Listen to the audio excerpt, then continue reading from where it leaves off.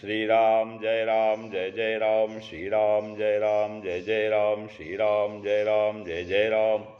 नारायण परार नारायण समारंभां शंकराचार्य मध्यमाम् अस्मदाचार्य पर्यन्तां वन्दे गुरु परंपरां। श्री गुरुचरण सरोज रज निज मन मुकुर सुधार, वर्णो रघुबर विमल जसु जोदायक फलुचार। ओम श्री सीतारामचंद्राभ्याम नमो, उमामहेश्वराभ्याम नमो, श्री एकादश की दक्षिणेश्वर हनुमते नमः। देवर्षि नारद जी अपने नारद भक्त सूत्र में 84 सूत्रों का वर्णन किया है, कथन किया है, जिसमें उन्होंने भक्ति के लक्षण या भक्ति की प्राप्ति के साधन बताए हैं। आज 61वां सूत्र से आगे बताया जा रहा है। 61वें सूत्र में देवर्षि नारद जी कहते हैं, लोक हानो चिंता न कार्या न निवेदितात्म लोक वेदत्वात्।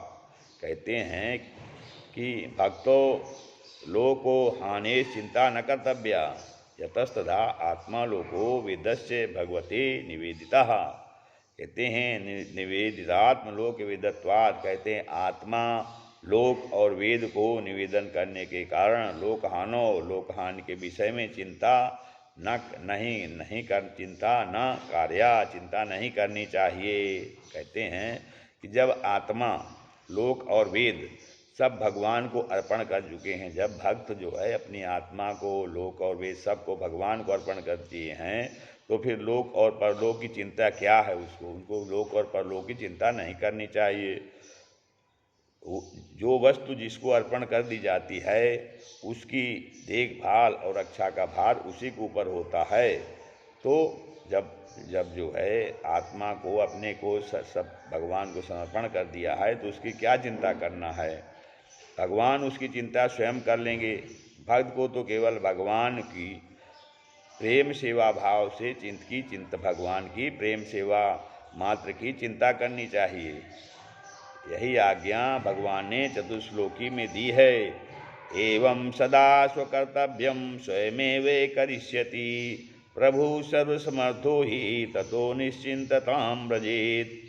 यदि श्री गोकुणाधीशो युतः सर्वात्मना हृदि ततः किम परम ब्रूहि लौकिकैर्वेदिकैरपि।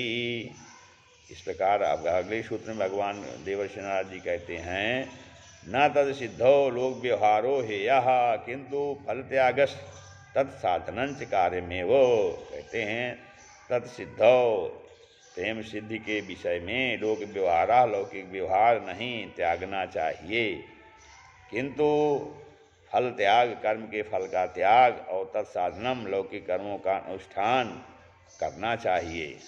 आगे कहते हैं, भक्ति के साधक को ईश्वर में पूर्णतया आत्मनिवेदन की दृढ़ता होने से पहले लोक व्यवहारों को नहीं त्यागना चाहिए। जब तक ईश्वर में पूर्ण रूप से आत्मनिवेदन ना हो जाए तब तक जो लोक का व्यवहार है उसको त्यागना नहीं चाहिए। नहीं तो वह दशा होगी कि दोनों दीन से गए पांडे हलवा हुआ न मांडे। साधन काल में एक साथ लोक व्यवहार को त्याग देने से तो शरीर यात्रा का निर्वाह होना भी कठिन है। योगारूढ़ होने का अभिलाषी पुरुष कर्म त्याग का अधिकारी नहीं है। जो योगारूढ़ हो जाता है वही कर्म को त्याग सकता है। जब तक योग में वृत्ति न जम जाए तब तक फल की इच्छा को त्याग कर सकल लौकिक कर्मों को अवश्य ही करता रहे। ऐसा करते करते चित्त शुद्ध हो जाता है और शुद्ध चित्त पुरुष ही योग सिद्धि पा सकता है। भक्ति मार्ग में श्रद्धा होते ही योग में प्रवृत्ति होती है। जो सकल संकल्पों को त्याग कर सब प्रकार से शरणागत होता है वही श्रद्धालु है, वही लोक व्यवहार को त्याग सकता है। श्रद्धालु भी 3 प्रकार का होता है, सात्विक राजस 3 प्रकार का होता है, कनिष्ठ मध्यम और उत्तम। जिनको कुछ श्रद्धा होती है वे कनिष्ठ श्रद्धालु हैं। इनको स्वनिष्ठ अधिकारी कहते हैं। स्वनिष्ठ अधिकारी कर्म को नहीं त्यागी किंतु फल का उदय होने पर्यंत आसक्ति को त्याग कर स्वधर्म विहित हिंसा रहित कर्मों का आचरण करता रहे। जिनकी श्रद्धा मध्यम श्रेणी की होती है वे मध्यम श्रद्धालु कहलाते हैं। इनको परिनिष्ठित अधिकारी भी कहते हैं।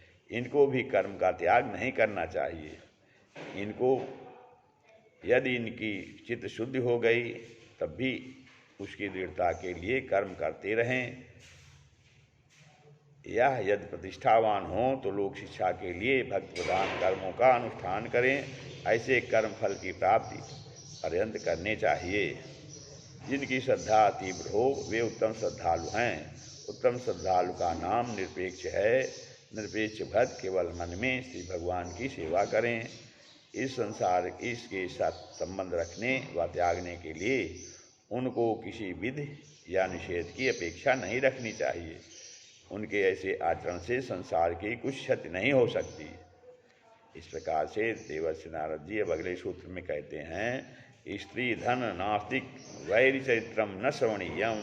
कहते हैं स्त्रियों के और धन के विषय की बातें नास्तिकों और वैरियों का चरित्र नहीं सुनना चाहिए। कहते हैं स्त्रियों के रूप यौवन हाव भाव आदि का जिसमें वर्णन हो उन पुस्तकादि को ना पढ़ो ना सुनो। कोई ऐसी बातें करें तो भी ना सुनो, क्योंकि सुनने से विषय विलास वासना का वेग बढ़ जाएगा।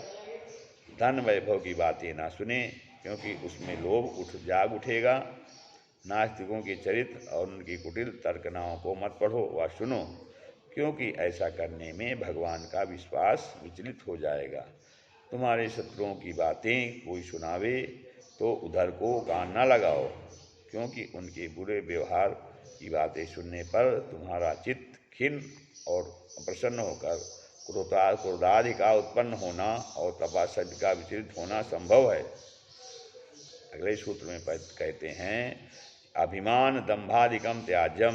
कहते हैं अभिमान दंभ आदि का त्याग देना चाहिए। भक्ति मार्ग में चलने के लिए अभिमान और दंभ आदि को त्याग देना चाहिए। कहते हैं अभिमान और दंभ ये दो भक्ति मार्ग के बड़े विरोधी हैं, क्योंकि भक्ति सिद्ध हो जाने पर भी मैं भक्ति हूँ, मैं भक्त हूँ, मैं उद्देष्टा हूँ इत्यादि अभिमान और पूजा आदि में दिखावट के लिए बाहरी आडंबर रूप दंभ का उदय हो सकता है।